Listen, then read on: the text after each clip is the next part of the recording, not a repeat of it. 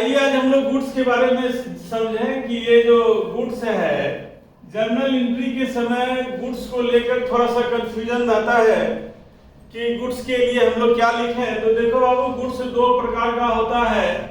एक होता है ट्रेडिंग गुड्स और एक होता है यूजिंग गुड्स।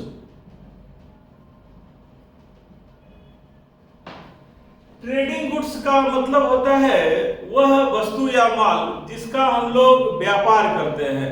जैसे एक किराना का दुकान है तो किराना का जो सामान है, चावल है, दाल है, साबुन है, तेल है, यह उसका ट्रेडिंग गुड्स है। वो गुड्स वो इसलिए रखा है कि उसको बेचे और उससे वो लाभ कमाए, और दूसरा कोई मकसद नहीं है।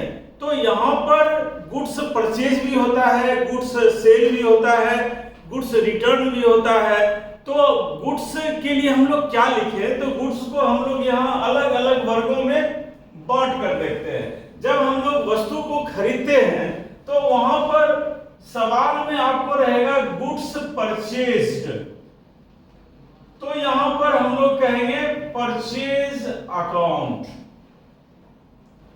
जब रहेगा गुड्स सोल्ड तो यहां पर हम लोग जो है सेल्स अकाउंट लिखेंगे। जब रहेगा बेचा हुआ माल वापस आया तब हम लोग वहां पे लिखेंगे सेल्स रिटर्न अकाउंट। फिर परचेज किया हुआ माल भी हम लोग वापस करते हैं, तो ऐसी स्थिति में हम लोग लिखते हैं परचेज रिटर्न अकाउंट।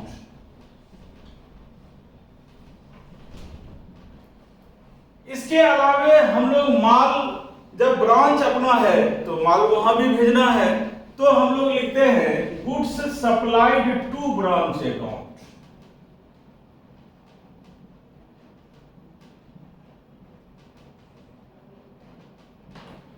अब अगर हम कंसाइनमेंट पे माल भेज रहे हैं तो गुड्स सेंट ऑन कंसाइनमेंट, यह भी चीज आता है।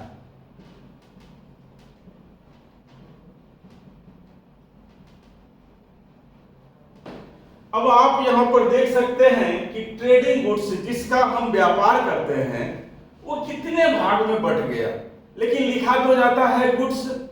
लेकिन अब यहां पर आपको कंफ्यूजन नहीं होना चाहिए कि गुड्स परचेज है तो भी हम क्या लिखे।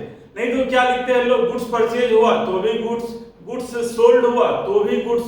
ऐसा नहीं करना चाहिए, आपको अलग अलग अकाउंट में बांटना चाहिए।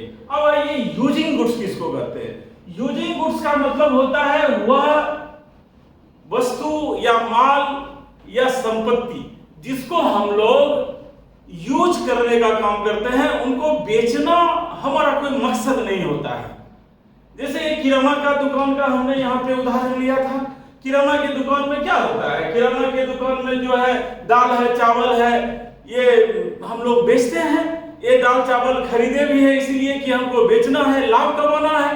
ठीक इसी प्रकार से किराना की दुकान में ही आखिर ये माल सब रखने के लिए क्या होगा, रैक होगा कि नहीं होगा। पंखा, मकान में जो दुकान है, दुकान में पंखा चलेगा कि नहीं चलेगा। हिसाब किताब के लिए कंप्यूटर होगा कि नहीं होगा। क्या ये कंप्यूटर है या पंखा है, क्या इसको बेचना है क्या? इसको हम लोग बेचेंगे नहीं, हम इसको यूज करेंगे। तब अगर हम यहां पर लिखते हैं फर्नीचर परचेज्ड, जब फर्नीचर परचेज्ड लिखेंगे तब इसमें हम लोग परचेज अकाउंट नहीं लिख सकते हैं। ऐसी स्थिति में हमको फर्नीचर अकाउंट ही लिखना होगा।